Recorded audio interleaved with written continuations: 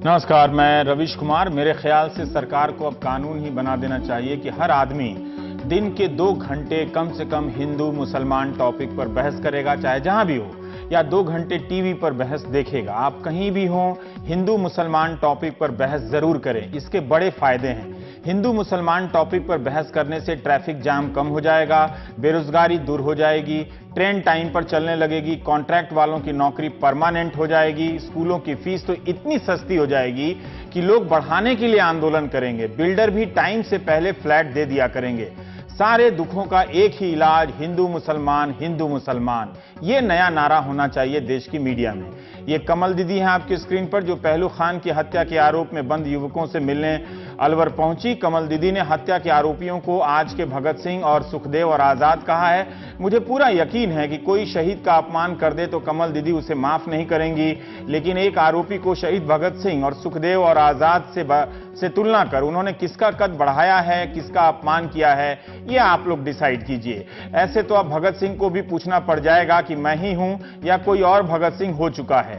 दीदी तमाम गौ भक्तों को लेकर आंदोलन करने वाली हैं और मोदी जी से भी उम्मीद करती हैं। वैसे जो आरोपी है उसे आरोपी ही समझना चाहिए, सजा याफ्ता नहीं। ये फर्क बहुत जरूरी है। दूसरी तरफ जिसकी हत्या हुई है उसका साथ देने की जगह मेव नेता भाग गए हैं मैदान छोड़कर। जब कोई नहीं आया तो सद्दाम हुसैन जैसे नवयुवकों ने ही मेवात युवा संगठन बना लिया। पहलू खान की हत्या के मामले में इंसाफ के लिए जंतर मंतर से लेकर जयपुर तक में धरना दे चुके हैं ये नौजवान। इनका कोई भी नेता नहीं, इनके आंदोलन में कोई बड़ी पार्टी का नेता नहीं। सब डर के मारे कहीं गायब हो जाते हैं कि कहीं हिंदू मुसलमान में हिंदुओं से नुकसान ना हो जाए। अलवर में शांति मार्च निकाल चुके हैं ये। 21 मार्च को भी धरना देने वाले हैं ये नौजवान। केंद्रीय विद्यालयों में शिक्षकों के 10,000 पद खाली।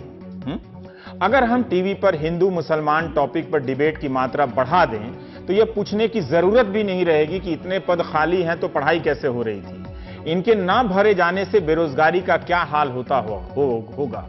मुझे पता है कि मैं कुछ ज्यादा बोल रहा हूं, लेकिन आपको हैरानी नहीं होती कि हर दूसरे दिन टीवी पर हिंदू मुसलमान टॉपिक कहां से आ जाते हैं और इससे आपके बच्चों का फायदा क्या होता है। केंद्रीय विद्यालयों में शिक्षकों के 10,039 पद खाली हैं। गैर शिक्षण स्टाफ के लिए 14,144 पद खाली हैं। नवोदय विद्यालयों में भी शिक्षकों के 2,000 से अधिक पद खाली हैं। यही नहीं, केंद्रीय विद्यालयों में प्रिंसिपल के 200 पद खाली हैं। डिप्टी प्रिंसिपल के भी 113 पद खाली हैं। अब आप किसी से पूछिएगा तो वह प्रिंसिपल ऐप बना देगा कि ऐप है तो फिर प्रिंसिपल की जरूरत क्या है। यह सूचना वैसे पीटीआई की है, जिसे कई अखबारों ने छापा है। उसी तरह सुप्रीम कोर्ट ने 6 राज्यों से पूछा है कि आपके यहां पुलिसकर्मियों के 4 लाख से अधिक पद खाली कैसे हैं, जल्दी बताइए कि इन्हें आप भरिएगा कैसे। यूपी में 1.5 लाख से अधिक पुलिसकर्मी भर्ती हो सकते हैं नौजवानों को अगर हिंदू मुसलमान टॉपिक से फुर्सत मिले तो। बिहार में 34,000 के करीब। स्कूलों पर जनसुनवाई जारी है। मिलेनियम इंटरनेशनल ग्लोबल नाम वाले गली गली में खुले इन स्कूलों से बच जाइएगा। इन स्कूलों में फीस वृद्धि नहीं, फांसी वृद्धि होती है। ये सब मैं अभिभावकों द्वारा भेजे गए हजारों ईमेल पढ़ने के बाद बता रहा हूं कि ये मिलेनियम ग्लोबल स्कूल जो खुल गए हैं वो होते लोकल हैं।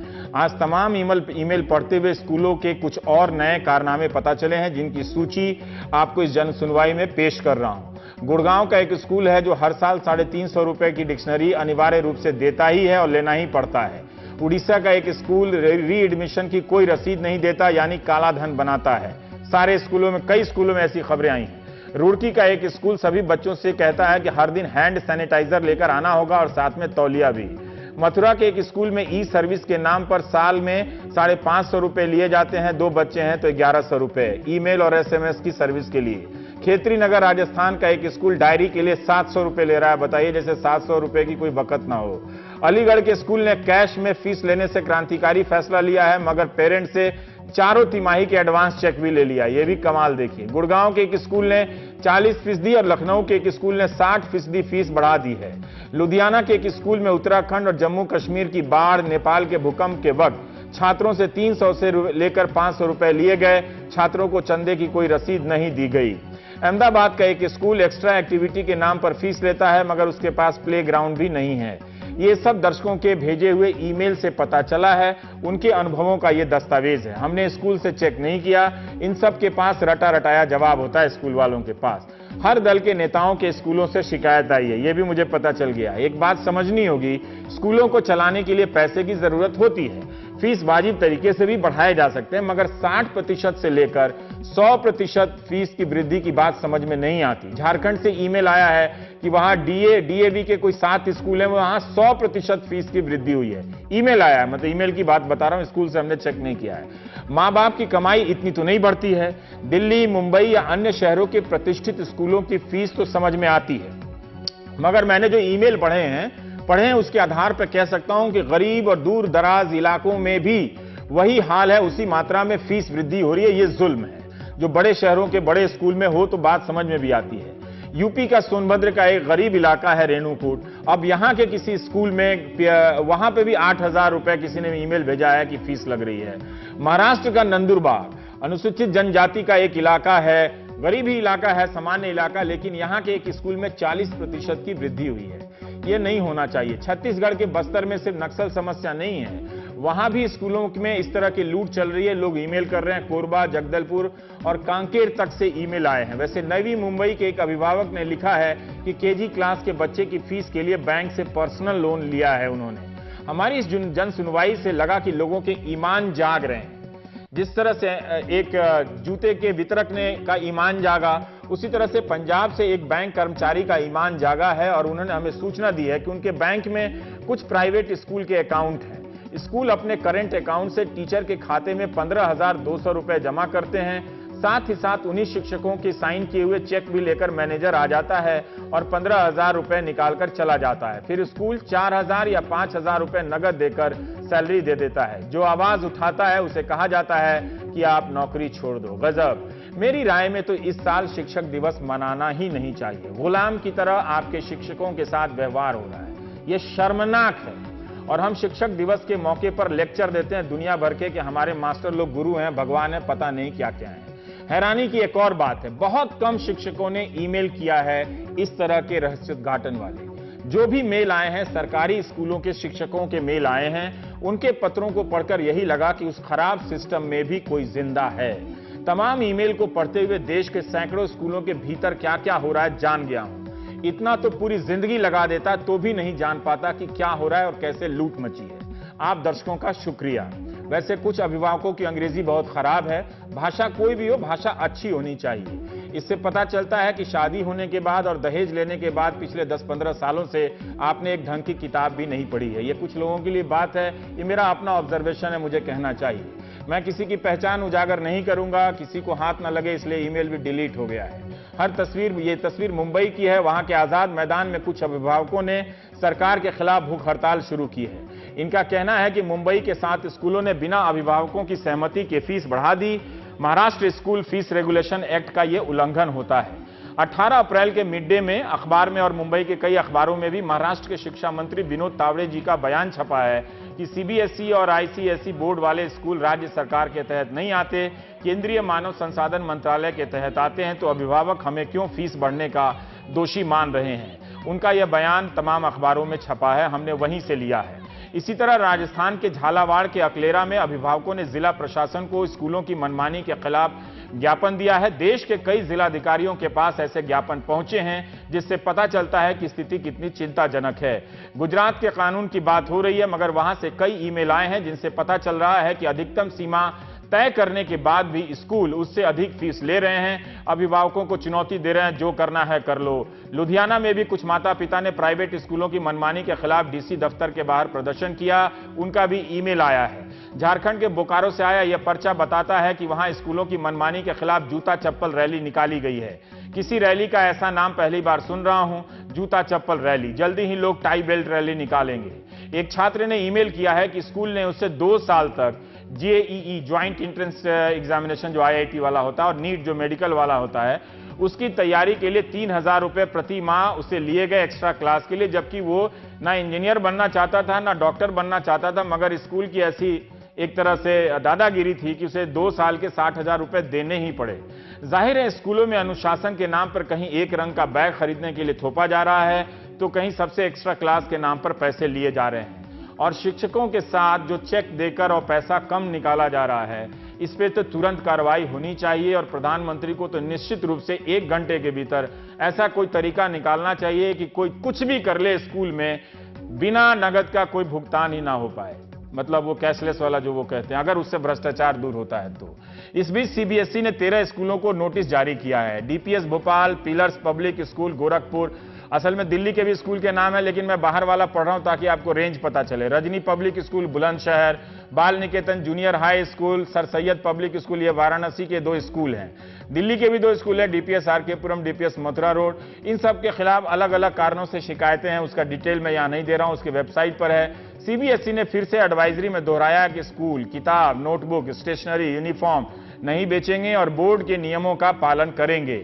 स्कूल बिजनेस नहीं है बल्कि ये समाज सेवा है। सभी स्कूलों से कहा गया है कि वे एनसीईआरटी या सीबीएसई की ही किताबों का इस्तेमाल करें, अलग से किताब खरीदने के लिए मजबूर ना करें। अभिभावकों पर अलग से किताब खरीदने का दबाव ना बनाएं। इस तरह के निर्देश तो राजस्थान के शिक्षा मंत्री ने भी जारी किए हैं, लेकिन फिर भी वहां लोग घूम रहे हैं पर्चा ज्ञापन लेकर और जिलाधिकारियों को ज्ञापन दे रहे हैं। अब सवाल है कि जिन्हें बाध्य किया गया है अधिक दाम पर चीजें खरीदने के लिए, क्या सीबीएसई के इस निर्देश के बाद उनके पैसे वापस हो जाएंगे? जिन्हें 800, सोचिए तिनसुकिया असम से मेल आया है कि 800 रुपए की यूनिफॉर्म जो है वो हमें 1700 रुपए में खरीदनी पड़ी, तो क्या उनके 900 वापस होंगे? जिन्होंने 800 के जूते की जगह 2000 के जूते या 3000 के जूते खरीदे हैं, क्या उन्हें पैसा वापस होगा? क्या सीबीएसई के पास सभी स्कूलों की निगरानी करने का कोई तंत्र भी है, या हम सिर्फ सीबीएसई ने निर्देश जारी किया तो उसी में हैबत में आ जाते हैं, गरीब आप कुछ बड़का भारी इस देश में हो गया है? प्राइम टाइम में हम बात करेंगे। अनुभा सहाय जी हैं, आप सदस्य हैं ऑल इंडिया पेरेंट्स एसोसिएशन के। जयंत जैन जी हैं, आप सदस्य हैं forum for fairness in education. Jayant Jain ji, आप हमें बताएं जरा सा कि आज आप लोगों ने जो धरना प्रदर्शन दिया उसकी एक संक्षिप्त सूचना तो हमने दर्शकों को दी, लेकिन मैं जानना चाहता हूं कि क्या ऐसा हुआ है कि वहां के शिक्षा मंत्री कहते हैं कि सीबीएसई से जुड़े जितने स्कूल हैं उनका मामला केंद्रीय मानव संसाधन मंत्रालय के तहत आता है, अगर मीडिया ने ठीक छापा है उनके बयान को। तो मैं ये जानना चाहता हूं कि महाराष्ट्र का जो एग्जामिनेशन रेगुलेशन फी एक्ट है वो क्या वहां महाराष्ट्र में चल रहे सीबीएसई के तहत चलने वाले स्कूलों पर लागू नहीं होता है? देखिए, जहां तक महाराष्ट्र गवर्नमेंट का जो फी रेगुलेशन एक्ट है वो सभी के लिए लागू है। एक्ट में क्लियर लिखा गया है कि कोई भी बोर्ड की स्कूल हो, सीबीएसई हो, आईसी हो या इंटरनेशनल बोर्ड हो, ये एक्ट सभी के लिए लागू है। वो एक्ट आपने ठीक से पढ़ा है? वो आपने हाँ जी, मैंने ठीक से, हाँ जी, एकदम ठीक से पढ़ा है, एकदम ठीक से पढ़ा है। उस पर क्लियर लिखा गया है कि कोई भी बोर्ड की स्कूल हो, इर्रिस्पेक्टिव ऑफ बोर्ड, ये एक्ट सभी के लिए लागू है। अब ये एजुकेशन मिनिस्टर जब ऐसा बोल रहे हैं तो मुझे ऐसा लगता है कि वो अपने किसी पेरेंट्स को मिसगाइड कर रहे हैं। उनके पास जब पेरेंट्स गए थे तो उनसे ऐसी बात कर रहे तो गलत बात कर रहे हैं। उन्होंने तो ये भी कहा कि प्री प्राइमरी जो है वो भी कि हमारे अंडर नहीं आता है, तो किसके अंडर आता है? एक्ट में लिखा हुआ है कि प्री प्राइमरी सभी को लागू है, और वो इवन एक्ट में भी उसका प्रोविजन दिया हुआ है। लेकिन अभी तक प्री प्राइमरी को किसी ने रेगुलेट नहीं किया, सरकार ने उसके लिए कुछ नहीं किया है। मीन्स यहाँ पे है कि महाराष्ट्र में एक्ट सभी है, सभी यहाँ पे रूल्स बने हुए हैं, लेकिन इंप्लीमेंटेशन के नाम पे जीरो है। 1987 में prohibition of capitation fee act आया था, आज 30 साल हो गए, 30 साल में एक कंप्लेंट रजिस्टर नहीं की गई है। क्या बात इसका मतलब कि जैन जी कहीं आप देखिए तथ्यों, मैं तथ्य नहीं चेक कर रहा हूं, जो अभिभावक लिख रहे हैं, जो आप लोग बोल रहे हैं उसी पे विश्वास कर रहा हूं कि 30 साल में कोई कंप्लेंट रजिस्टर नहीं की गई कैपिटेशन फीस यानी डोनेशन के खिलाफ। एक कंप्लेंट रजिस्टर नहीं की गई है। ये हमने आरटीआई भी किया था, हमें पता चला कि कोई कंप्लेंट रजिस्टर नहीं की गई है। इसका मतलब ये है कि जो महाराष्ट्र की कोई भी स्कूल है वो डोनेशन नहीं ले रही है। इतनी गलत बात उसमें ये कह रहे हैं कि मुझे समझ में नहीं आता क्यों एक्शन नहीं लिया। अभी तक उसके रूल्स नहीं बने हैं, 1987 से लगा के अभी तक रूल्स नहीं बनाए उसके, तो एक्शन क्या लेंगे? आज पुलिस के पास हम जाते हैं एफआईआर फाइल करने के लिए, तो पुलिस एफआईआर फाइल नहीं करती है, वो कहते हैं कि हमारे पास तो कोई रूल्स नहीं है।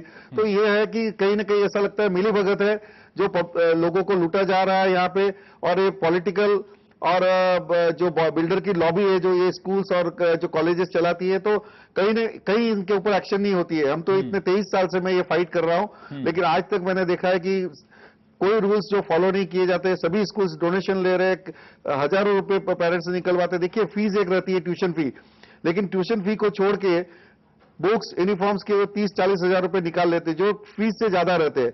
लेकिन आज तक हाईकोर्ट का ऑर्डर, हम खुद forum for fairness in education 2003 में हाईकोर्ट में गए थे। हाईकोर्ट ने क्लियर ऑर्डर दिया हुआ है कि आप ये सब यूनिफॉर्म बुक्स वगैरह नहीं बेच सकते, लेकिन महाराष्ट्र सरकार ने आज तक एक स्कूल के खिलाफ भी एक्शन नहीं लिए है। जहां की 30-40 हजार रुपए बुक्स और यूनिफॉर्म, स्टेशनरी आइटम, जूते, फिर कराटे, इसके कभी किसी किट स्कूल वगैरह की बेचते हैं। मान्यता रद्द हुई है महाराष्ट्र में ही? वहां के स्कूलों में कोई मान्यता रद्द हुई है किसी की कि आप इस तरह के? नहीं रवीश जी, ये सिर्फ रिक्वेस्ट करते हैं, विनंती करते हैं कि आप ये मत कीजिए। उनके आप लेटर देखेंगे तो हंसेंगे कि उनको विनंती की जाती है कि आप ऐसा मत कीजिए, नहीं तो एक्शन हम लेंगे। लेकिन आज तक एक स्कूल की मान्यता रद्द नहीं हुई है। मान्यता रद्द करने की क्यों बात करते हैं? इनके पास देखिए प्रोविजन और भी है कि वह एडमिनिस्ट्रेटर अपॉइंट कर सकते हैं। हाँ। वो नहीं करेंगे। मान्यता रद्द करेंगे तो पेरेंट्स बोलेंगे कि नहीं, मान्यता मत रद्द कीजिए, क्योंकि उनके बच्चे कहां जाएंगे। तो वो हमेशा धमकी देंगे कि हम मान्यता रद्द करेंगे, लेकिन मान्यता रद्द होती नहीं है। उनके पास दूसरे प्रोविजन है, वो यूज नहीं करेंगे, एफआईआर फाइल नहीं करेंगे, उनके ऊपर एक्शन नहीं लेंगे, उनको जेल नहीं होगी, लेकिन धमकी यही देंगे कि हम मान्यता रद्द करेंगे तो बच्चे कहां जाएंगे। ठीक है, अनुभा सहाय जी आ गई हैं। पहले यहाँ दिल्ली से, जब दिल्ली आई हुई थी, दिल्ली के स्टूडियो में थी। आप ऑल इंडिया पेरेंट्स एसोसिएशन की सदस्य हैं। अनुभा जी, थोड़ा हम जानना चाहते हैं कि महाराष्ट्र में अभी देखिए जितनी शिकायतें आ रही हैं उससे ये लग रहा है कि जो प्राइवेट स्कूल सीबीएसई के तहत चलते हैं उन्हीं में ये इस तरह की चीज़ें हैं। पर थोड़ा आप मुझे बताएंगे कि देश भर में क्या राज्यों के बोर्ड के तहत भी प्राइवेट स्कूल चलते हैं, या जितने भी ये प्राइवेट जिन्हें हम समझते हैं वो सिर्फ सीबीएसई के तहत ही चलते हैं? इसमें मैं थोड़ी स्पष्टता चाहता हूं आपसे। हाँ रवीश जी, एक बताना चाहूंगी कि state board, CBSE board, ICSE board और इंटरनेशनल बोर्ड, आईजीसीएसई बोर्ड, ये और भी बहुत सारे बोर्ड्स हैं, कैम्ब्रिज बोर्ड है, ये सारे जो बोर्ड्स हैं हर स्टेट में पूरा ऑल ओवर इंडिया चल रहे हैं आज की डेट में।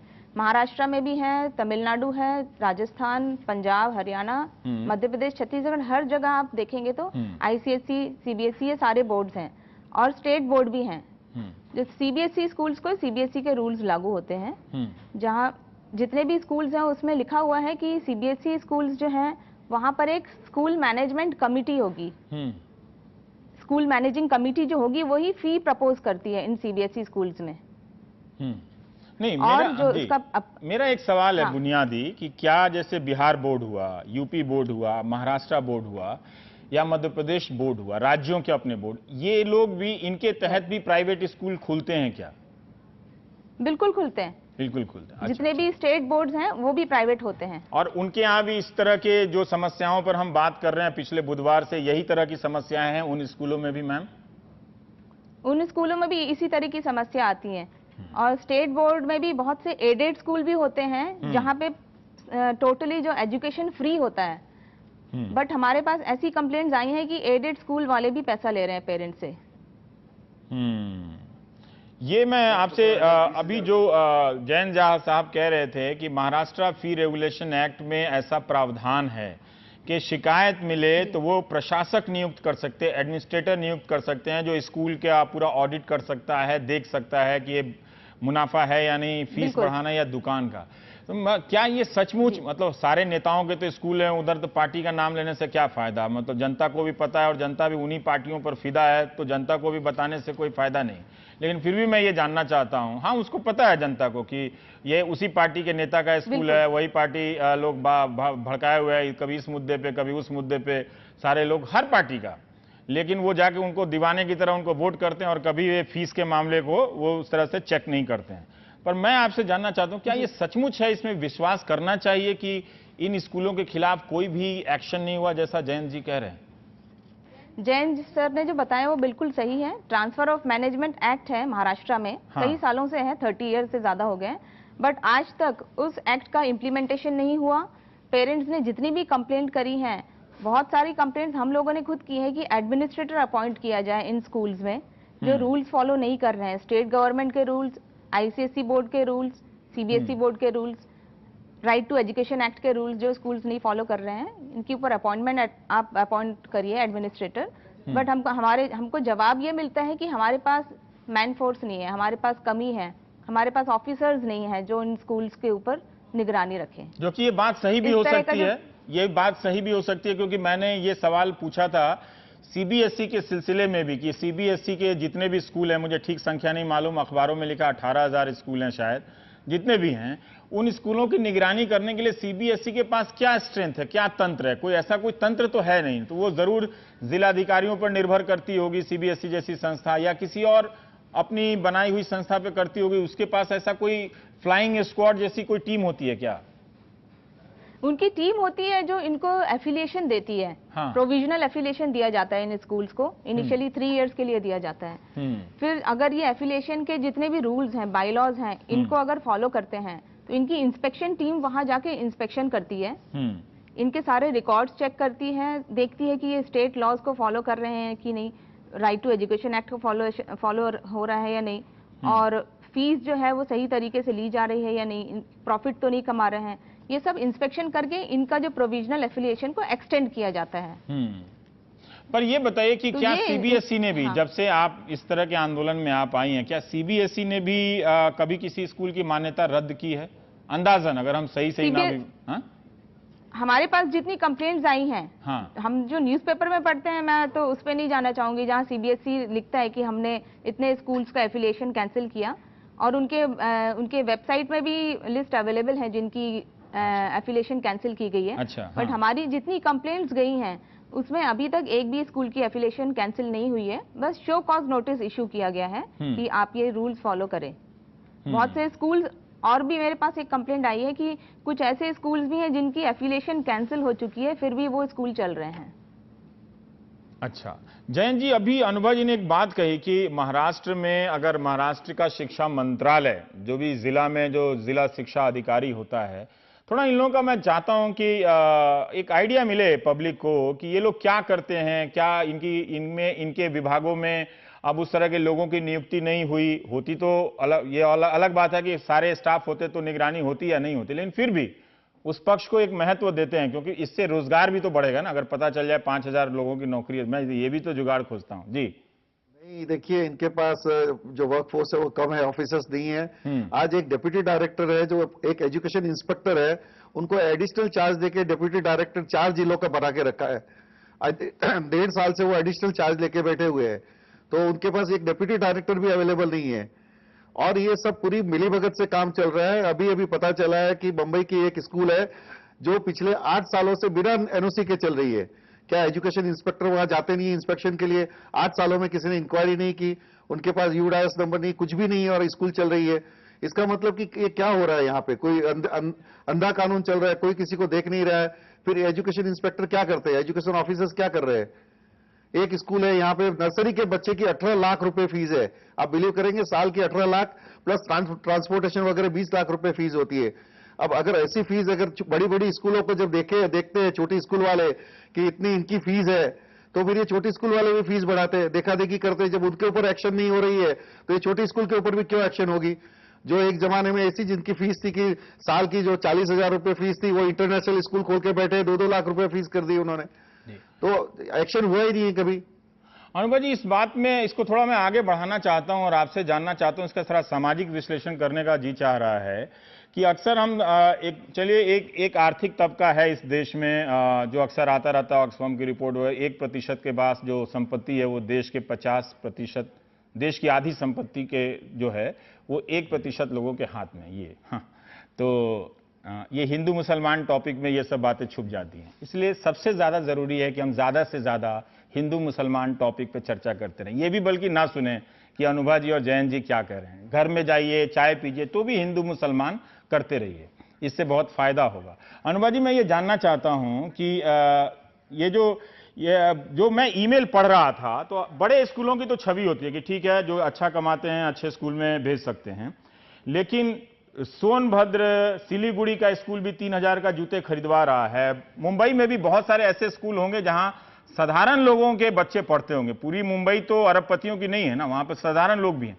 तो थोड़ा हम जानना चाहते हैं कि इन माँ बाप पे क्या कोई तनाव पड़ रहा है? जैसे प्रदर्शन तो कर रहे हैं माँ बाप, तो उसमें 50, 100, 200 दिखते हैं, लेकिन सारे पेरेंट्स नहीं दिखते। तो क्या हम मान के चलें कि कुछ ही प्रतिशत के लोग हैं जो इस फीस बढ़ाने से आर्थिक दबाव महसूस करते हैं? नहीं रवीश जी, ऐसा नहीं है। जब शुरू में जब पेरेंट्स आते हैं तो हजारों की तादाद में आते हैं, 1000, 1500, 2000 पेरेंट्स प्रोटेस्ट करते हैं। बट धीरे धीरे जब स्कूल उनको लेटर्स भेजने लगता है कि आपने अगर ये प्रोटेस्ट किया तो हम आपके बच्चे को जो है स्कूल से निकाल देंगे, उनसे अंडरटेकिंग साइन कराई जाती है कुछ स्कूल्स में कि आप किसी भी प्रोटेस्ट में पार्ट नहीं लेंगे, स्कूल के अगेंस्ट ना मीडिया में बोलेंगे ना कहीं किसी और से बात करेंगे, नहीं तो आपके बच्चों को जो है स्कूल से निकाल दिया जाएगा। इस डर की वजह से बहुत से पेरेंट्स पीछे हट जाते हैं। प्रोटेस्ट तो शुरू होता है हर स्कूल में, हजारों लोग उसमें सिग्नेचर कैंपेन स्टार्ट करते हैं, जो मैं देख रही हूँ पिछले कुछ सालों से। थाउजेंड में भी लोग आते हैं और प्रोटेस्ट करते हैं, सिग्नेचर कैंपेन करते हैं, बट स्कूल को पता चल जाता है और उनको अल्टीमेटम भेज दिया जाता है, लेटर्स भेज दिए जाते हैं कि आप ये प्रदर्शन करना बंद करें वरना आपके बच्चों को निकाल दिया जाएगा। एक हम ब्रेक लेंगे, ब्रेक के बाद हम बात करेंगे। तो अनुभा जी की बात से क्या बात निकली कि आप स्कूल में बच्चे को पढ़ाना चाहते हैं, पढ़ाने जाते हैं, तो आर्थिक क्षमता से ज्यादा फीस देने के लिए मजबूर हैं, उस पर आपको साइन भी करना पड़ता है कि आप बोलेंगे नहीं स्कूल के खिलाफ, ठीक। आप सरकारी कर्मचारी हैं तो बोलेंगे नहीं। तो बताइए कि इस देश में बोल कौन सकता है? खाली नेता। सोचिए, नहीं सोचना चाहते तो सिर्फ और सिर्फ हिंदू मुसलमान टॉपिक सोचिए। ब्रेक लेते हैं।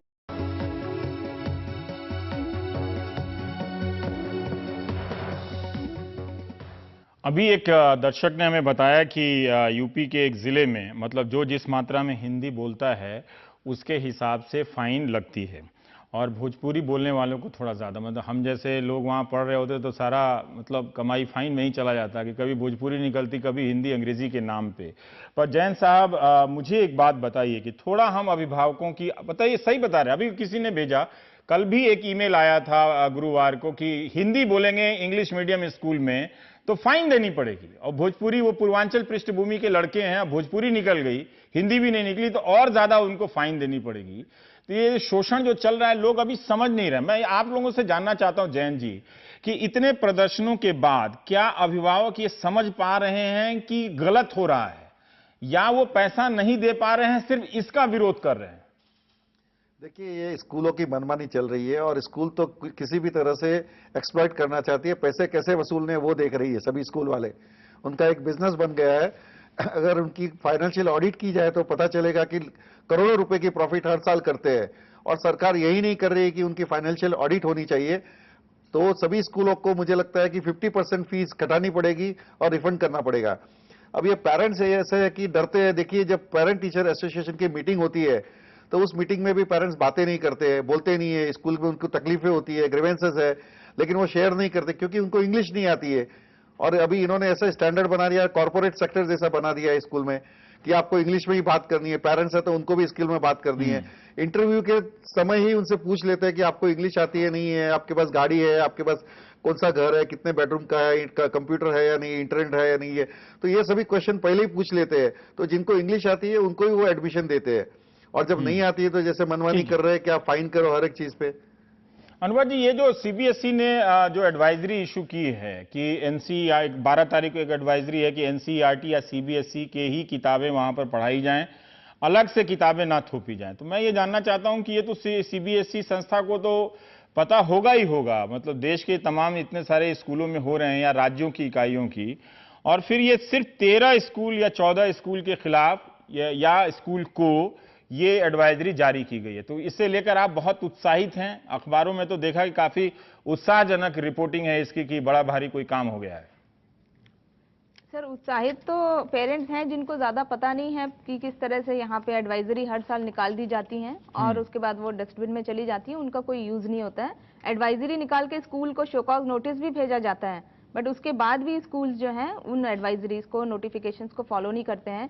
जहाँ तक एनसीईआरटी की बुक्स का सवाल है, जब एनसीईआरटी की बुक्स का इन्होंने निकाला कि सभी स्कूल्स को अपनी लिस्ट देनी होगी कि नंबर ऑफ स्टूडेंट्स कितने हैं, उसके हिसाब से हम जो है आपको ऑर्डर प्लेस करेंगे एनसीईआरटी की, बट किसी भी स्कूल ने वहाँ पे सीबीएसई में उनको इस तरह का अपने डिटेल्स नहीं भेजी, और पेरेंट्स को बोला गया कि आप प्राइवेट स्कूल की किताबें ही पढ़ाएंगे। हमारे पास बहुत सारी कंप्लेंट्स आई ऑल ओवर इंडिया से, इसलिए हमने दिल्ली में जाके 6 अप्रैल को प्रोटेस्ट किया सीबीएसई ऑफिस के बाहर, क्योंकि सीबीएसई को जब लेटर्स लिख रहे थे पेरेंट्स कि हम लोग को एनसीईआरटी की बुक्स ही चलानी है, हम लोग वही फॉलो करेंगे, बट स्कूल्स नहीं मान रहे थे और वहां से कोई एक्शन नहीं हो रहा था, तो पेरेंट्स को वहां मजबूरी में जाके प्रोटेस्ट करना पड़ा। और एनसीईआरटी के बहुत से पब्लिशर्स हैं जो बोल रहे हैं हमारे पास एनसीईआरटी की बुक्स का जो स्टॉक है, ओवर स्टॉक है, हमारे पास बहुत सी बुक्स पड़ी हुई हैं, बट स्कूल वाले लेते ही नहीं है। पेरेंट्स को फोर्स किया जाता है कि आप प्राइवेट पब्लिशर की बुक्स ही लगाइए। आज ही मुझे एक पेरेंट का, पुणे के एक स्कूल है, काफ़ी बड़ा स्कूल है, वहाँ के एक पेरेंट का मुझे मैसेज आया कि ये एडवाइजरी निकलने के बाद, नोटिफिकेशन निकलने के बाद भी स्कूल आज जो है उनको नोटिस भेजा है कि एनसीईआरटी की बुक्स तो लगाना है हमको नेक्स्ट ईयर से, बट फिर भी हम जो है दूसरा जो पब्लिशर है उसकी बुक्स हम चलाएंगे इस साल, सो दैट जो बच्चे हैं और अच्छे तरीके से पढ़ सकें। तो ये जितने भी स्कूल्स हैं एनसीईआरटी की बुक्स को फॉलो करने से पीछे हो रहे हैं, जबकि इनको मैंडेटरी है ये कि इनको ये फॉलो करना है बुक्स। बट वो उनको कोई भी रूल हो, रेगुलेशन हो, चाहे कोर्ट के ऑर्डर हो, सुप्रीम कोर्ट तक के ऑर्डर को ये लोग फॉलो नहीं करते। समस्या ये हो जाती है कि जैन जी जो अच्छे स्कूल हैं उनको बुलाऊं तो आ जाएंगे, क्योंकि वो तो गलत करते नहीं हैं अच्छे स्कूल हैं, मैं बता भी सकता हूं। पर ये जहां डायरी 350 की डिक्शनरी फोर्स की जा रही है, हैंड सैनिटाइजर लेने के लिए हिंदी पे फाइन है, ये तो इतने दूर दराज में है कि वो आएंगे नहीं। और वो आएंगे तो उनके सामने माँ बाप तो बैठेंगे नहीं, बैठेंगे तो कहेंगे अच्छा जी आप एनडीटीवी में शिकायत कर रहे तो चलिए आपको निकालते हैं। तो दर्शकों को ये पता भी होना चाहिए कि क्यों हम माता पिता को ये आवाज़ दे रहे हैं, जिससे आपको पता चले कि स्कूल की दीवारों के भीतर हो क्या रहा है। पर मैं जानना चाहता हूं कि क्या सचमुच जिनके बच्चे पढ़ रहे हैं, आज ही एक ने लिखा है कि ये कार्यक्रम देखने के बाद हमने स्कूल में पहली बार पता किया, हालांकि मैं उतना ज़्यादा अलर्ट नहीं हुआ था कि ज़्यादा फीस दे रहा हूं, लेकिन फिर भी पता किया कि क्यों इतनी फीस बढ़ाई गई है। पर क्या अगर आप लोग स्कूल के पेरेंट्स ना होते तो आपके लिए आसान होता इस तरह के आंदोलन कर पाना? नहीं, देखिए, जहां तक मैं तो कोई स्कूल का पेरेंट नहीं हूं अभी, लेकिन पिछले 23 साल से हम आंदोलन कर रहे हैं, फाइट कर रहे हैं। हमारी वजह से आज जो फी रेगुलेशन एक्ट भी बना है महाराष्ट्र का, हम 8 दिन की हंगर स्ट्राइक पे बैठे थे। तो कहीं ना कहीं ऐसा है कि आप जब तक हंगर स्ट्राइक नहीं करते, आंदोलन नहीं करते, आपका काम होता नहीं है। और एरोगेंसी इतनी है गवर्नमेंट की कि आज देखिए, आज हमने इतना आंदोलन किया वहां पे आजाद मैदान में, किसी गवर्नमेंट ऑफिसर को इतनी कर्टसी नहीं है कि आके मिले कि आपके क्या प्रॉब्लम्स है। जबकि आजाद मैदान में अगर कोई आंदोलन होता है तो उनकी ड्यूटी है कि वो आके पूछे और गवर्नमेंट ऑफिसर से हमको मिला है कि आपके क्या इश्यूज है और हम वो कैसे सॉल्व करेंगे। लेकिन इतनी एरोगेंसी है कि कोई वो बात हमारी सुनते नहीं है यहाँ पे। हाँ जी, बहुत बहुत शुक्रिया अनुभा जी आपका, काफी कुछ जानकारी देने के लिए हमारे दर्शकों को। जयंत साहब आपका भी, जो मैं ईमेल पढ़ रहा था, कई घंटे लगाया, तो उसका अनुभव आपसे बांटना चाहता हूं। एक मैं देख रहा हूं कि आप माता पिता में से ज्यादातर को एक्सप्रेशन में बड़ी कमी है आपकी। हाँ, आप 1-2 लाइन लिख देते हैं जनरल बातें, स्कूलों में बड़ी लूट हो रही है जी, जबकि मैं schoolfee@ndtv.com में डिटेल मांग रहा हूं कि क्या लूट हो रही है, किस तरह की लूट हो रही है। इससे पता चल रहा है कि हमारी अभिव्यक्तियां, एक्सप्रेशन, हाँ थोड़ा मास्टर टाइप बात लग रही होगी, लेकिन सुनिए ना, कमजोर हो गई हैं। इसीलिए जो सारा समाज है वो हाँ या ना में बात कर रहा है, क्योंकि हजारों ईमेल पढ़ने के बाद आप पीड़ित हैं, लेकिन फिर भी आप अपनी पीड़ा को सही तरीके से, सही सूचनाओं के साथ व्यक्त नहीं कर पा रहे। तो मुझे भी काफी कुछ उसमें छटाई करनी पड़ी कि कितना तक इसमें मैं मान सकता हूं और कितना आगे रख सकता हूं। तो थोड़ा अपने में सुधार कीजिए। और शादी हो गई है, बच्चे हो गए, तो इसका मतलब ये नहीं कि आप किताब नहीं पढ़ेंगे, पढ़ते रहिए, ताकि लिखना हिंदी और अंग्रेजी दोनों में आपकी अभिव्यक्ति ठीक हो जाए। ब्रेक के बाद हम प्रधानमंत्री आवास योजना की बात करेंगे।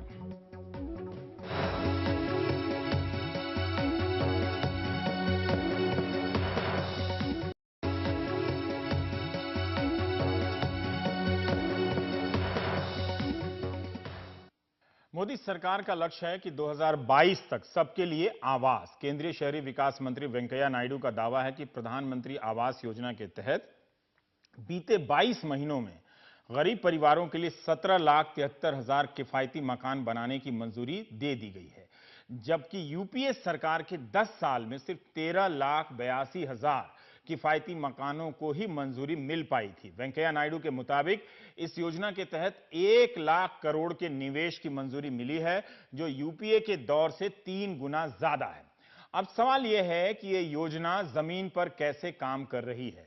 हमारे संवाददाता जफर मुल्तानी ने मध्य प्रदेश के आगर मालवा में जब इसकी पड़ताल की तो पता चला कि यहां सैकड़ों गरीब परिवार ऐसे हैं जो सिर्फ इस वजह से इस योजना से बाहर हो गए क्योंकि या तो घर का मुखिया अविवाहित था या फिर परिवार के पास एक मोटरसाइकिल या फ्रिज या लैंडलाइन फोन निकल गया। खास बात यह है कि यह आदेश 21 मार्च को ग्रामीण विकास के मुख्य सचिव ने व्हाट्सएप पे जारी किया और अभी तक सरकारी कागजों में यह आदेश लिखित नहीं है, ऐसा सूत्रों का कहना है। क्या है ये पूरा मामला, ये रिपोर्ट देखिए। उन्होंने पंचायत के ऊपर प्रेशर बनाया, 3 दिन का ऑर्डर दिया कि 3 दिन में मकान तोड़ो। नाम आवा थी सरपंच ने की कि तुम्हारा मकान बनाओ, तो हमने मकान तोड़ दिया। ऐसे ही मजाक करी हमारे साथ में सरकार। अगर एक 10-20 हजार की मोटरसाइकिल अगर कर ली तो उसको मकान नहीं चाहिए। 50 साल पार कर चुके देवीलाल दोनों पैरों से मजबूर हैं, अविवाहित हैं और गांव में अपनी बूढ़ी मां के साथ रहते हैं। उनके साथ पहला मजाक कुदरत ने किया और दूसरा सरकारी सिस्टम ने। साल 2015 में गरीबों के लिए प्रधानमंत्री आवास योजना उनके लिए एक उम्मीद लेकर आई कि अब उन्हें कच्चे मकान में नहीं रहना पड़ेगा। योजना के मुताबिक पक्के मकान के लिए 1,50,000 रुपए 5 किश्तों में मिलने थे। पहली किश्त कच्चे मकान को तोड़ने के बाद और दूसरी किश्त दीवारें बनने के बाद। नियमानुसार देवीलाल ने अपना घर तोड़ा और दीवार डाल ली। 2 किश्तों में 80,000 रुपए आ गए। छत डालने की तैयारी ही कर रहे थे कि सरकार के एक फरमान ने देवीलाल को तोड़कर रख दिया। छत तो डलवाना पड़ेगा, सरकार ने डलवाना पड़ेगा। मेरा घर तो डलवाए, रहने का मकान भी नहीं था। कमाए कौन थे, कौन लड़की दे शादी करे तो था, वही तोड़ दिया। अब ये हालत कर रहे थे। मार्च 2017 के आखिरी हफ्ते में मध्य प्रदेश सरकार में पंचायत ग्रामीण विकास के मुख्य सचिव ने व्हाट्सएप पर एक आदेश जारी किया।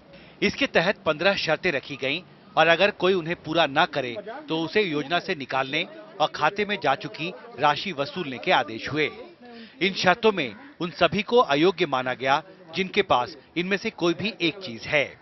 मोटरसाइकिल या नाव, फ्रिज, लैंडलाइन फोन, खेती के लिए 3 पहिया या 4 पहिया उपकरण, पक्का मकान, परिवार का सदस्य सरकारी सेवा में, खेती के अलावा कोई काम या दुकान का लाइसेंस, आयकर दाता, व्यवसाय करदाता, 5 एकड़ या उससे ज्यादा जमीन, 2.5 एकड़ या उससे अधिक सिंचित जमीन और एक सिंचाई उपकरण, कोई सदस्य जिसकी आय 10,000 रुपए महीने से ज्यादा हो या फिर 50,000 रुपए से अधिक वाला क्रेडिट कार्ड।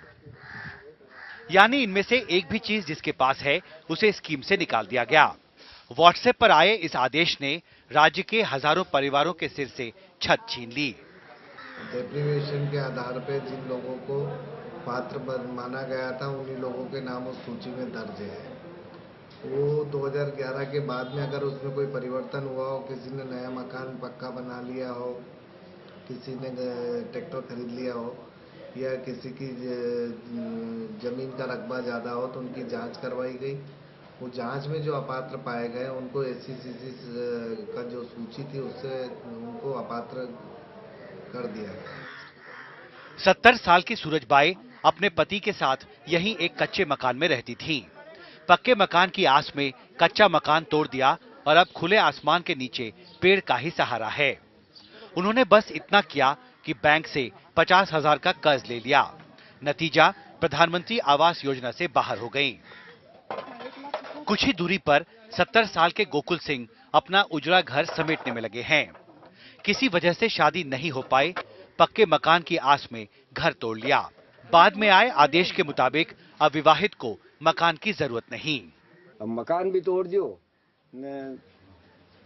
ऐसा ही रही अब बैठा आसाद कहाँ रहागा, बरसात में कहाँ रहागा। 2011 के आर्थिक सर्वे में मध्य प्रदेश के आगर मालवा जिले में 28,582 परिवार दर्ज किए गए। 2016 में ग्राम उदय से भारत उदय अभियान के तहत ग्राम सभाओं में 20,523 परिवारों को इस योजना के तहत योग्य माना गया। इनमें से 2,213 परिवारों को मकान बनाने के लिए पैसे रिलीज करने का काम शुरू हो चुका है। ग्राम पाचौरा में भी 45 लोगों ने मकानों का काम शुरू किया, लेकिन इनमें से 15 परिवार अब योजना से बाहर हो गए हैं। उन्हें दी गई राशि अब उनसे वसूली जाएगी। हमारे परेशानी आ रही और हमारे ऊपर पड़ते है ये कि सरपंच किस्त नहीं निकाल रहा हमारी। वो सरपंच ने पैसे रोक दिया। अब सरपंच कहाँ से रोक दिया, वो आगे से पैसे रख गया। अब वो नवी तो सूची निकालते, नवी बात करते हैं, नवी सूची निकालते, तो अब हम क्या करें। एक ही सरकार, एक ही अधिकारी, एक बार उन्होंने सूची जारी करवाई कि मकान बनाओ और उसी सूची को उन्हें कह रहे कि वापस करो। 13 बिंदु बीच में ये कहाँ से आ गए। अगर दूसरा आदमी करता या विपक्ष वाले करते या और करते वो बात की बात, ये कैसा न्याय है। सबका मकान बना। मैदानी स्तर पर ग्राम पंचायतों के सरपंच, सचिव, सहायक सचिव और रोजगार सहायक सर्वे कर अपनी रिपोर्ट देते हैं। अब ये लोग उनके निशाने पर हैं जिन्हें योजना से बाहर कर दिया गया। ऐसी स्थिति मतलब हमारे सामने आ रही है, हम लोगों से कैसे वसूल। वो लोग बोल रहे हैं कि हमारी किस्त डलाओ। अब सरकार के जो नियम आए, अगर उसमें अपात्रता की श्रेणी में आता है आदमी, तो उससे कि उसकी वसूली जाएगी जो राशि है। अब ऐसी मतलब परेशानी आ रही है। अब कच्चा मकान जो हमारे रहने को था तो वो उसमें तो रहते नहीं हम, ऐसे धूप में कहीं जाना नहीं पड़ता, नहीं तोड़वा दिया, कच्चे तोड़ो नहीं है कि हम पक्का बना देंगे। अब कहाँ जा, अब तुमने तो हाथ ऊंचा कर दिए, कह नहीं दे हम तो, तब हम कहाँ जा, गरीब इंसान कहाँ जाएंगे हम। ये मामला साफ बता रहा है कि किस तरह जमीनी हालात को समझे बगैर सचिवालय से आदेश तो हो जाते हैं, लेकिन ना तो उसके असर का अध्ययन होता है और ना ही उन्हें सुधारने की कोई कोशिश होती है। आगर मालवा से जफर मुल्तानी के साथ रिजवान खान की रिपोर्ट, एनडीटीवी इंडिया।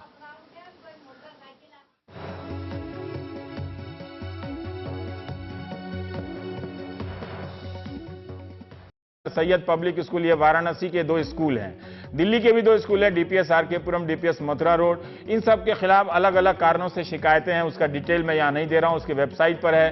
सीबीएसई ने फिर से एडवाइजरी में दोहराया कि स्कूल किताब, नोटबुक, स्टेशनरी, यूनिफॉर्म नहीं बेचेंगे और बोर्ड के नियमों का पालन करेंगे। स्कूल बिजनेस नहीं है बल्कि ये समाज सेवा है। सभी स्कूलों से कहा गया है कि वे एनसीईआरटी या सीबीएसई की ही किताबों का इस्तेमाल करें, अलग से किताब खरीदने के लिए मजबूर ना करें, अभिभावकों पर अलग से किताब खरीदने का दबाव ना बनाएं। इस तरह के निर्देश तो राजस्थान के शिक्षा मंत्री ने भी जारी किए हैं, लेकिन फिर भी वहां लोग घूम रहे हैं पर्चा ज्ञापन लेकर और जिलाधिकारियों को ज्ञापन दे रहे हैं। अब सवाल है कि जिन्हें बाध्य किया गया है अधिक दाम पर चीजें खरीदने के लिए, क्या सीबीएसई के इस निर्देश के बाद उनके पैसे वापस हो जाएंगे? जिन्हें 800, सोचिए तिनसुकिया असम से मेल आया है कि 800 रुपए की यूनिफॉर्म जो है वो हमें 1700 रुपए में खरीदनी पड़ी, तो क्या उनके 900 वापस होंगे? जिन्होंने 800 के जूते की जगह 2000 के जूते या 3000 के जूते खरीदे हैं, क्या उन्हें पैसा वापस होगा? क्या सीबीएसई के पास सभी स्कूलों की निगरानी करने का कोई तंत्र भी है, या हम सिर्फ सीबीएसई ने निर्देश जारी किया तो उसी में हैबत में आ जाते हैं, गरीब आप कुछ बड़का भारी इस देश में हो गया है। प्राइम टाइम में हम बात करेंगे, अनुभा सहाय जी हैं, आप सदस्य हैं ऑल इंडिया पेरेंट्स एसोसिएशन के। जयंत जैन जी हैं, आप सदस्य हैं forum for fairness in education. Jayant Jain ji, आप हमें बताएं जरा सा कि आज आप लोगों ने जो धरना प्रदर्शन दिया उसकी एक संक्षिप्त सूचना तो हमने दर्शकों को दी, लेकिन मैं जानना चाहता हूं कि क्या ऐसा हुआ है कि वहां के शिक्षा मंत्री कहते हैं कि सीबीएसई से जुड़े जितने स्कूल हैं उनका मामला केंद्रीय मानव संसाधन मंत्रालय के तहत आता, अगर मीडिया ने ठीक छापा है उनके बयान को। तो मैं ये जानना चाहता हूं कि महाराष्ट्र का जो एग्जामिनेशन रेगुलेशन फी एक्ट है वो क्या वहां महाराष्ट्र में चल रहे सीबीएसई के तहत चलने वाले स्कूलों पर लागू नहीं होता है? देखिए, जहां तक महाराष्ट्र गवर्नमेंट का जो फी रेगुलेशन एक्ट है वो सभी के लिए लागू है। एक्ट में क्लियर लिखा गया है कि कोई भी बोर्ड की स्कूल हो, सीबीएसई हो, आईसी हो या इंटरनेशनल बोर्ड हो, ये एक्ट सभी के लिए लागू है। वो एक्ट आपने ठीक से पढ़ा है? वो आपने हाँ जी, मैंने ठीक से, हाँ मैं स्पष्टता जानना चाहता हूं। हाँ, एकदम ठीक से पढ़ा है, उस पर क्लियर लिखा गया है कि कोई भी बोर्ड की स्कूल हो, इर्रिस्पेक्टिव ऑफ बोर्ड, ये एक्ट सभी के लिए लागू है।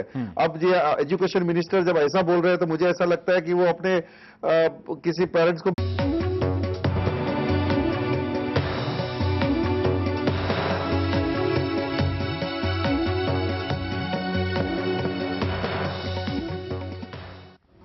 नमस्कार, मैं रवीश कुमार। मेरे ख्याल से सरकार को अब कानून ही बना देना चाहिए कि हर आदमी दिन के 2 घंटे कम से कम हिंदू मुसलमान टॉपिक पर बहस करेगा, चाहे जहां भी हो, या 2 घंटे टीवी पर बहस देखेगा। आप कहीं भी हो, हिंदू मुसलमान टॉपिक पर बहस जरूर करें। इसके बड़े फायदे हैं। हिंदू मुसलमान टॉपिक पर बहस करने से ट्रैफिक जाम कम हो जाएगा, बेरोजगारी दूर हो जाएगी, ट्रेन टाइम पर चलने लगेगी, कॉन्ट्रैक्ट वालों की नौकरी परमानेंट हो जाएगी, स्कूलों की फीस तो इतनी सस्ती हो जाएगी कि लोग बढ़ाने के लिए आंदोलन करेंगे, बिल्डर भी टाइम से पहले फ्लैट दे दिया करेंगे। सारे दुखों का एक ही इलाज, हिंदू मुसलमान, हिंदू मुसलमान। ये नया नारा होना चाहिए देश की मीडिया में। ये कमल दीदी हैं आपकी स्क्रीन पर, जो पहलू खान की हत्या के आरोप में बंद युवकों से मिलने अलवर पहुंची। कमल दीदी ने हत्या के आरोपियों को आज के भगत सिंह और सुखदेव और आजाद कहा है। मुझे पूरा यकीन है कि कोई शहीद का अपमान कर दे तो कमल दीदी उसे माफ नहीं करेंगी, लेकिन एक आरोपी को शहीद भगत सिंह और सुखदेव और आजाद से तुलना कर उन्होंने किसका कद बढ़ाया है, किसका अपमान किया है, ये आप लोग डिसाइड कीजिए। ऐसे तो अब भगत सिंह को भी पूछना पड़ जाएगा कि मैं ही हूं या कोई और भगत सिंह हो चुका है। दीदी तमाम गौ भक्तों को लेकर आंदोलन करने वाली हैं और मोदी जी से भी उम्मीद करती हैं। वैसे जो आरोपी है उसे आरोपी ही समझना चाहिए, सजा याफ्ता नहीं। ये फर्क बहुत जरूरी है। दूसरी तरफ जिसकी हत्या हुई है उसका साथ देने की जगह मेव नेता भाग गए हैं मैदान छोड़कर। जब कोई नहीं आया तो सद्दाम हुसैन जैसे नवयुवकों ने ही मेवात युवा संगठन बना लिया। पहलू खान की हत्या के मामले में इंसाफ के लिए जंतर मंतर से लेकर जयपुर तक में धरना दे चुके हैं ये नौजवान। इनका कोई भी नेता नहीं, इनके आंदोलन में कोई बड़ी पार्टी का नेता नहीं, सब डर के मारे कहीं गायब हो जाते हैं कि कहीं हिंदू मुसलमान में हिंदुओं से नुकसान ना हो जाए। अलवर में शांति मार्च निकाल चुके हैं ये, 21 मार्च को भी धरना देने वाले हैं ये नौजवान। केंद्रीय विद्यालयों में शिक्षकों के 10,000 पद खाली।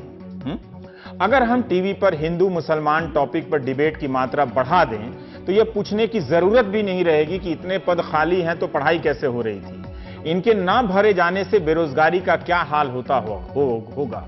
मुझे पता है कि मैं कुछ ज्यादा बोल रहा हूं, लेकिन आपको हैरानी नहीं होती कि हर दूसरे दिन टीवी पर हिंदू मुसलमान टॉपिक कहां से आ जाते हैं। और इससे सालों से आपने एक ढंग की किताब भी नहीं पढ़ी है। ये कुछ लोगों के लिए बात है, ये मेरा अपना ऑब्जर्वेशन है, मुझे कहना चाहिए। मैं किसी की पहचान उजागर नहीं करूंगा, किसी को हाथ ना लगे इसलिए ईमेल भी डिलीट हो गया है। ये तस्वीर मुंबई की है। वहां के आजाद मैदान में कुछ अभिभावकों ने सरकार के खिलाफ भूख हड़ताल शुरू की है। इनका कहना है कि मुंबई के 7 स्कूलों ने बिना अभिभावकों की सहमति के फीस बढ़ा दी। Maharashtra school fees regulation act का यह उल्लंघन होता है। 18 अप्रैल के मिड डे में अखबार में और मुंबई के कई अखबारों में भी महाराष्ट्र के शिक्षा मंत्री विनोद तावड़े जी का बयान छपा है कि सीबीएसई और आईसीएसई बोर्ड वाले स्कूल राज्य सरकार के तहत नहीं आते, केंद्रीय मानव संसाधन मंत्रालय के तहत आते हैं, तो अभिभावक हमें क्यों फीस बढ़ने का दोषी मान रहे हैं। उनका यह बयान तमाम अखबारों में छपा है, हमने वहीं से लिया है। इसी तरह राजस्थान के झालावाड़ के अकलेरा में अभिभावकों ने जिला प्रशासन को स्कूलों की मनमानी के खिलाफ ज्ञापन दिया है। देश के कई जिलाधिकारियों के पास ऐसे ज्ञापन पहुंचे हैं, जिससे पता चलता है कि स्थिति कितनी चिंताजनक है। गुजरात के कानून की बात हो रही है, मगर वहां से कई ईमेल आए हैं जिनसे पता चल रहा है कि अधिकतम सीमा तय करने के बाद भी स्कूल उससे अधिक फीस ले रहे हैं। अभिभावकों को चुनौती दे रहे हैं, जो करना है कर लो। लुधियाना में भी कुछ माता पिता ने प्राइवेट स्कूलों की मनमानी के खिलाफ डीसी दफ्तर के बाहर प्रदर्शन किया, उनका भी ईमेल आया है। झारखंड के बोकारो से आया यह पर्चा बताता है कि वहां स्कूलों की मनमानी के खिलाफ जूता चप्पल रैली निकाली गई है। किसी रैली का ऐसा नाम पहली बार सुन रहा हूं, जूता चप्पल रैली। जल्दी ही लोग टाई बेल्ट रैली निकालेंगे। एक छात्र ने ईमेल किया है कि स्कूल ने उससे 2 साल तक जेईई ज्वाइंट एंट्रेंस एग्जामिनेशन जो आईआईटी वाला होता है और नीट जो मेडिकल वाला होता है, उसकी तैयारी के लिए 3,000 रुपए प्रति माह उसे लिए गए एक्स्ट्रा क्लास के लिए, जबकि वो ना इंजीनियर बनना चाहता था ना डॉक्टर बनना चाहता था, मगर स्कूल की ऐसी एक तरह से दादागिरी थी कि उसे 2 साल के 60,000 रुपए देने ही पड़े। जाहिर है स्कूलों में अनुशासन के नाम पर कहीं एक रंग का बैग खरीदने के लिए थोपा जा रहा है, तो कहीं सबसे एक्स्ट्रा क्लास के नाम पर पैसे लिए जा रहे हैं। और शिक्षकों के साथ जो चेक देकर और पैसा कम निकाला जा रहा है, इस पे तो तुरंत कार्रवाई होनी चाहिए। और प्रधानमंत्री को तो निश्चित रूप से 1 घंटे के भीतर ऐसा कोई तरीका निकालना चाहिए कि कोई कुछ भी कर ले स्कूल में, बिना नगद का कोई भुगतान ही ना हो पाए। मतलब वो कैशलेस वाला जो वो कहते हैं, अगर उससे भ्रष्टाचार दूर होता है तो। इस बीच सीबीएसई ने 13 स्कूलों को नोटिस जारी किया है। DPS Bhopal, pillars public school Gorakhpur, असल में दिल्ली के भी स्कूल के नाम है, लेकिन मैं बाहर वाला पढ़ रहा हूं ताकि आपको रेंज पता चले। Rajni public school Bulandshahr, Bal Niketan junior high school. 60% से लेकर 100% फीस की वृद्धि की बात समझ में नहीं आती। झारखंड से ईमेल आया है कि वहां डीएवी के कोई 7 स्कूल हैं, वहां 100% फीस की वृद्धि हुई है। ईमेल आया है, मतलब ईमेल की बात बता रहा हूं, स्कूल से हमने चेक नहीं किया है। मां बाप की कमाई इतनी तो नहीं बढ़ती है। दिल्ली, मुंबई या अन्य शहरों के प्रतिष्ठित स्कूलों की फीस तो समझ में आती है, मगर मैंने जो ईमेल पढ़े हैं उसके आधार पर कह सकता हूं कि गरीब और दूर दराज इलाकों में भी वही हाल है, उसी मात्रा में फीस वृद्धि हो रही है। ये जुल्म है। जो बड़े शहरों के बड़े स्कूल में हो तो बात समझ में भी आती है। यूपी का सोनभद्र का एक गरीब इलाका है रेणुकूट। अब यहां के किसी स्कूल में वहां पे भी 8,000 रुपए किसी ने ईमेल भेजा है कि फीस लग रही है। महाराष्ट्र का नंदुरबार अनुसूचित जनजाति का एक इलाका है, गरीब ही इलाका है, सामान्य इलाका, लेकिन यहां के एक स्कूल में 40% की वृद्धि हुई है।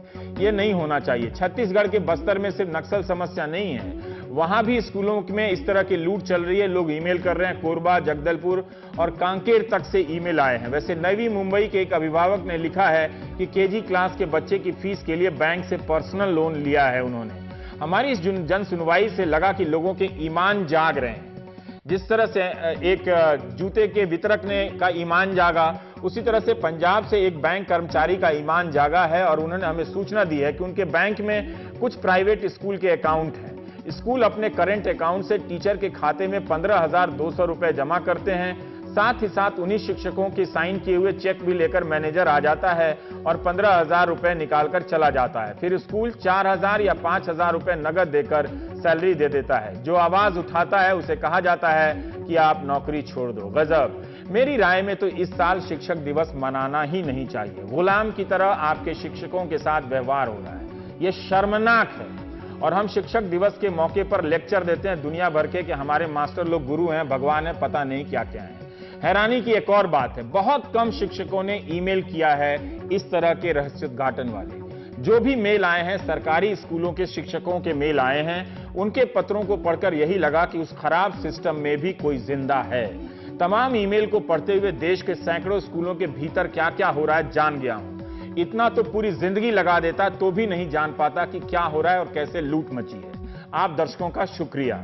वैसे कुछ अभिभावकों की अंग्रेजी बहुत खराब है। भाषा कोई भी हो, भाषा अच्छी होनी चाहिए। इससे पता चलता है कि शादी होने के बाद और दहेज लेने के बाद पिछले 10-15 के बच्चों का फायदा क्या होता है। केंद्रीय विद्यालयों में शिक्षकों के 10,039 पद खाली हैं। गैर शिक्षण स्टाफ के लिए 14,144 पद खाली हैं।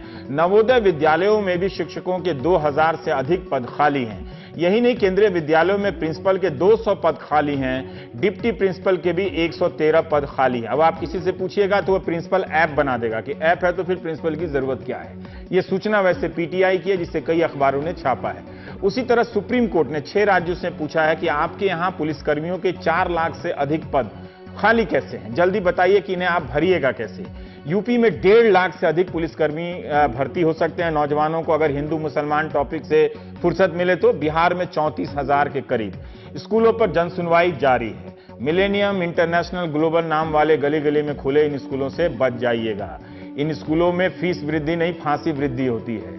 ये सब मैं अभिभावकों द्वारा भेजे गए हजारों ईमेल पढ़ने के बाद बता रहा हूं कि ये मिलेनियम ग्लोबल स्कूल जो खुल गए हैं वो होते लोकल हैं।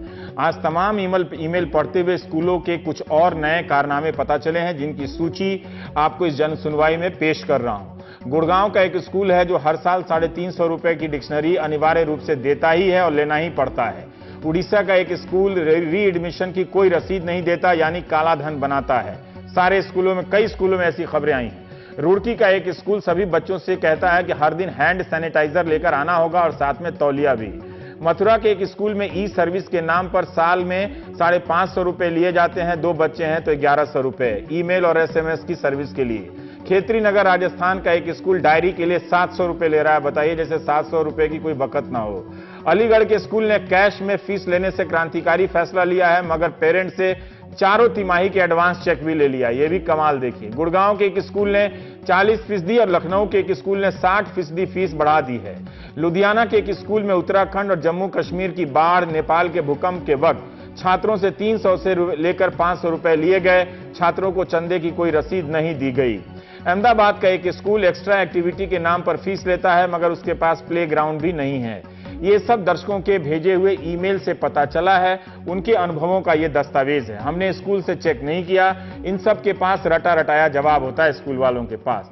हर दल के नेताओं के स्कूलों से शिकायत आई है, ये भी मुझे पता चल गया। एक बात समझनी होगी, स्कूलों को चलाने के लिए पैसे की जरूरत होती है। फीस वाजिब तरीके से भी बढ़ाए जा सकते हैं, मगर